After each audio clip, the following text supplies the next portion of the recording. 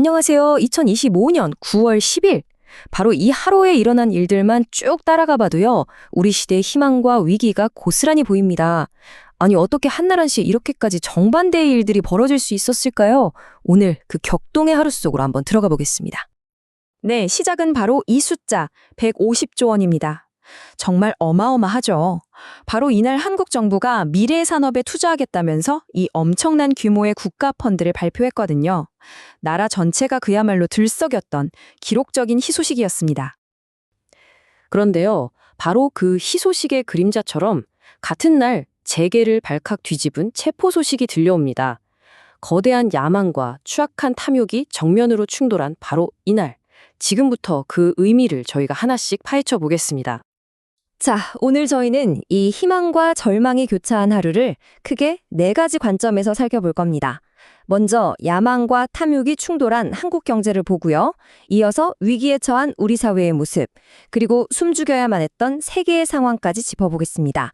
그리고 마지막으로 이 모든 사건들이 우리에게 대체 뭘 말해주고 있는지 그 의미를 찾아보겠습니다. 자, 첫 번째 무대는 바로 경제입니다. 이날 한국 경제는요, 마치 한 편의 드라마 같았어요. 빛나는 미래를 향한 야망과 어두운 과거의 탐욕을 동시에 아주 극명하게 보여줬거든요. 먼저 빛나는 쪽부터 볼까요? 정부가 국민성장펀드를 무려 150조 원 규모로 대폭 확대한다고 발표했습니다. 대한민국 미래의 초석을 다지겠다, 이 한마디에 주식시장은 곧바로 사상 최고치를 경신할 정도로 정말 반응이 뜨거웠습니다. 하지만요, 이 희망적인 소식 바로 뒤에서 동전의 다른 면이 드러납니다. 주가를 허위로 부풀려서 부당이익을 챙기는 범죄죠. 바로 이 주가 조작 혐의로 2달 동안 도망다니던 삼부토건 이기훈 부회장이 전격 체포된 겁니다. 이 부회장은 우크라이나 재건이라는 어떻게 보면 굉장히 좋은 소식을 이용해서 주가를 띄우고 수백억 원의 부당이득을 챙긴 혐의를 받고 있는데요. 그러니까 국가의 미래를 이야기하던 바로 그 순간에 어떤 개인의 탐욕은 법의 심판대에 오른 셈이죠. 그러니까 핵심은 바로 이겁니다. 미래를 위해서 막대한 돈을 쏟아붓는 동시에 과거의 부패는 단죄해야만 하는 이 역동적인 긴장 관계. 이것이야말로 2025년 한국 경제의 현주소를 보여주는 장면이었습니다. 그럼 이제 돈과 시장이라는 조금은 추상적인 세계에서 벗어나서요, 이날 사람들이 직접 겪어야 했던 아주 현실적이고 시급한 문제들로 시선을 한번 돌려보겠습니다. 먼저 미국에 발이 묶인 300여 명의 한국인들 이야기입니다. 이분들이 불법 체류 혐의로 구금되었다가 마침내 고국으로 돌아올 예정이었는데 바로 이날 돌아오기로 한 비행편이 갑자기 취소된 겁니다. 기다림은 다시 기약 없는 불안감으로 바뀌어버렸죠. 그리고 바로 같은 날 세계 자살 예방의 날이었는데요. 우리 사회의 가장 아픈 현실이 숫자로 드러났습니다. 불과 4년 만에 10대 청소년 자살률이 34%나 급증했다는 정말 충격적인 통계였습니다. 이 위기가 얼마나 심각하냐면 대통령이 직접 나서서 이것은 사회적 재난입니다 라고까지 언급했습니다. 이미 OECD 국가 중에서 자살률이 가장 높은 나라에서 우리 아이들이 쓰러져 가고 있다는 것, 이건 정말 더 이상 외면할 수 없는 경고입니다. 자, 이제 시야를 더 넓혀보겠습니다. 한국이 이런 국내 문제들로 씨름하는 동안에요, 바깥 세계의 긴장감은 그야말로 최고조에 달하고 있었습니다. 중동과 유럽, 지구 반대편 두 곳에서 동시에 터진 사건이 전 세계를 긴장시켰습니다. 하나는 이스라엘의 카타르 폭격, 또 하나는 폴란드 영공을 침범한 러시아 드론. 이 두 사건 모두 자칫하면 세계적인 충돌로 번질 수 있는 아주 위험한 신호탄이었습니다. 먼저 중동에서는 이스라엘이 카타르의 수도인 도하를 폭격하는 전례 없는 일이 벌어졌습니다.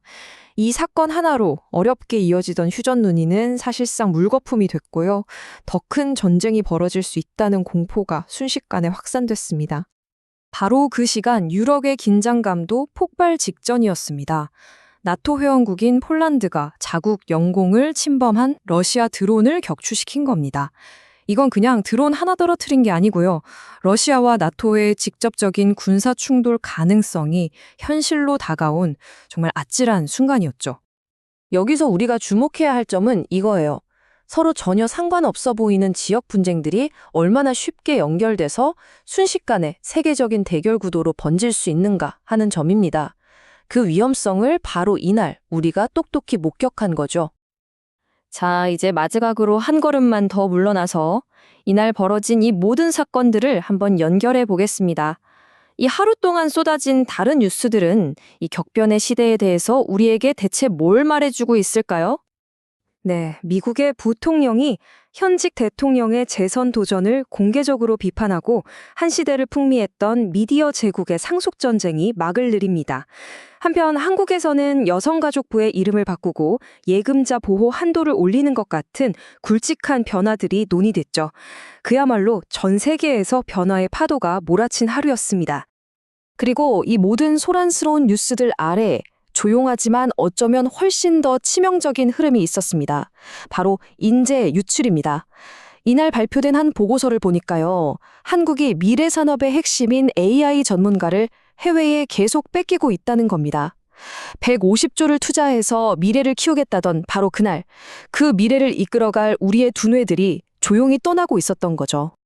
결국 우리는 다시 처음으로 돌아오게 됩니다.